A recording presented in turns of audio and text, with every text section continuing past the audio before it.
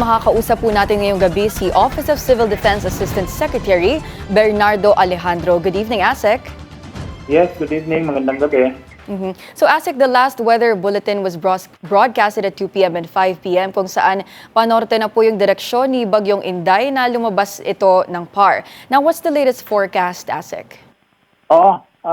Despite na nasa labas na sa PAR si Inday, yung ating southwest monsoon will still affect the western seaboard of our country. So, kahapon sa Mindanao, ngayon sa Visayas, no? And then towards the end of the day, it will now adversely affect the Luzon Island, starting from, of course, Mindoro, dito sa Cavite area, and then papunta na ng Zambales. So, kailangan po magbantay pa rin tayo kasi nandyan pa rin yung banta ng flooding and flash flood and landslide. So, yun po ang binabantayan natin ngayon. Itong regions 4B, Calabarzon, kasama na ang NCR, and of course, Region 3, Zambales, Bataan area, and then sa Region 1, the Ilocos, and of course, yung ating Cordillera region. Sa karamihan po sa mga naitalang pinsala ay landslide, particular sa Mindanao. Ano-ano po yung regions na prone sa landslide at pagbaha maliban dito sa Davao Occidental? Oo, marami po tayong binabantayan na lugar na prone sa landslide. In fact, yung nilabas po ng MGB, na magbantay tayo sa halos 6,896 barangays na prone ito not only to flooding but also sa landslide. So marami po sa 4B, 218 barangays ang binabantayan natin dyan. And of course, sa NCR and Region 3, and Region 4A sa Calabarzon. So yun po, binabantayan natin yung mga lugar na yan. Kasama na rin natin yung mga local government units na naabisuhan natin to be on alert. And kailangan po talaga proactive and anticipatory action ang dapat gawin dito para maiwasan yung nangyari kagaya sa Mindanao po. So regions 3, 4B, and NCR, ASEC, how about the latest numbers of displaced families and casualties? Nadagdagan po ba to? Oo, medyo nagtaas konti, in terms of displaced. Kasi as of now, we have around 3,700 families in 113 evacuation centers. Kaninang umaga o kahapon, nasa 70 plus evacuation centers. So nagtaas po ito. 3,700 families or close to 14,000 individuals.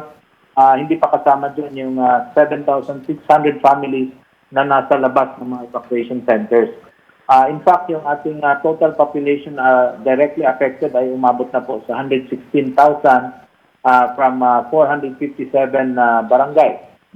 Nag-increase na po yan. And we expect na magtaas pa rin ito kasi we still get updates from the regions na apektado lalo na from Luzon area. Asa kung nakinig niyo po yung ilang balita natin before this interview, may mga LGU po na humihingi ng intervention ng gobyerno. Kamusta na po yung coordination ng OCD with LGUs na affected? Tuloy naman yan. Our regional officers are on heightened alert and they are directly coordinating with the local government units, mga probinsya. Kasama natin yung DSWD dyan para sa mga relief assistance. Ang kino-coordinate talaga nila ngayon ay yung mga mobility assets and personnel, coming from the military, from the police, Coast Guard, and Bureau of Fire, na para tulungan sila kasi as of now, we are still reeling from or feeling the effects nitong bagyo at tuloy-tuloy pa po ito. And rest assured po, our regions are on full alert and they are directly coordinating po with the different local government units to manage the impact of the hazards within their AOR. And ASEC, how about Mount Canlaon po? Kasi last advisory po ng DOST FAVOX ay alert level 2 kaninang umaga 5 a.m. How about now po? May pinagbago po ba ito?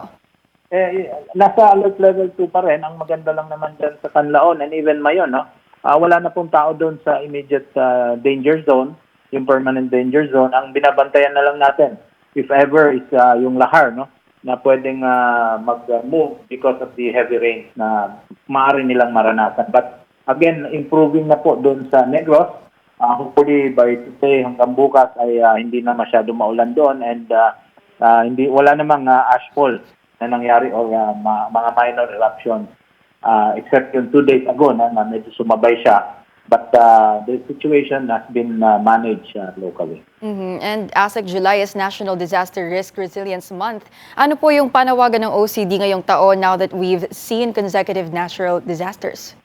Ang aming panawagan naman, para consistent kami that it's everybody's business pagdating sa disaster resilience.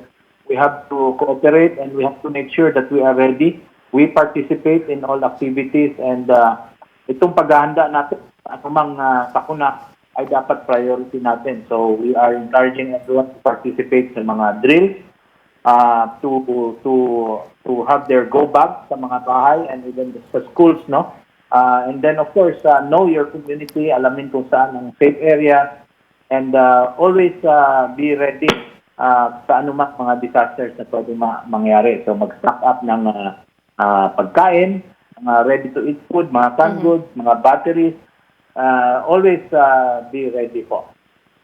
Okay, maraming salamat po sa inyong oras, OCD Assistant Secretary Bernardo Alejandro. Thank you, sir. Yes, Ivy, maraming salamat at good evening.